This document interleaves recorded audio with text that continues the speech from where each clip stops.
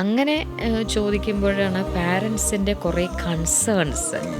ഞങ്ങളുടെ കാലം കഴിഞ്ഞ് കഴിഞ്ഞാൽ ഇവർക്ക് ആരാളെ ഇപ്പോൾ ഞങ്ങളുണ്ട്, അത്രയും കാലം അവർക്ക് കൂട്ടായിട്ടിരിക്കാൻ പോകുന്ന ഒരുപാട് അമ്മമാരെ ഇങ്ങനെയും ലൈഫുണ്ട്.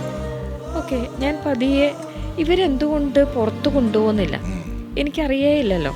അപ്പോൾ പാരൻസ് പറഞ്ഞു ഇറ്റ്സ് വെരി ഡിഫിക്കൽട്ട്. കാരണം നമ്മളൊരു ഗ്യാതറിങ്ങിൽ കൊണ്ടുപോയി, ഒരു കല്യാണത്തിന് കൊണ്ടുപോയി, ഒന്ന് കല്യാണത്തിന് വരുന്നവർ എന്നെ ചോദിക്കും എന്തിനാ ഇതിനെ കൊണ്ടുവന്നേ. അപ്പോൾ ഇതൊരു നേച്ചേഴ്സ് കോൾ, ഇതൊരു ഡിവൈൻ കോളായിട്ട് ഡോക്ടറിൽ വന്നതാണോ അപ്പോൾ ഡോക്ടർ വിശ്വസിക്കുന്നത്? അത് ഡിവൈൻ കോൾ തന്നെയായിരുന്നു. കാരണം ഒരു ബിസിനസ് മാത്രം ചിന്തിച്ചിരുന്നേച്ചേ ഇല്ലെങ്കിൽ എൻ്റെ പഴയ കൂട്ടുകാർ ചിന്തിക്കുക ഞാനൊരു പൊളിറ്റീഷ്യൻ ആവും എന്നുള്ളതാണ്. കാരണം എന്താണെന്ന് വെച്ച് കഴിഞ്ഞാൽ കേരളത്തിലെ ഏറ്റവും കൂടുതൽ ഗാന്ധി യൂണിവേഴ്സിറ്റിയിലെ ഏറ്റവും കൂടുതൽ വോട്ട് നേടിയ ഒരു വൈസ് ചെയർമാൻ ആയിരുന്നു ഞാൻ. അപ്പോൾ പിന്നെ പൊളിറ്റിക്സ് തന്നെയായിരുന്നു ആൾക്കാർ കണ്ടത്.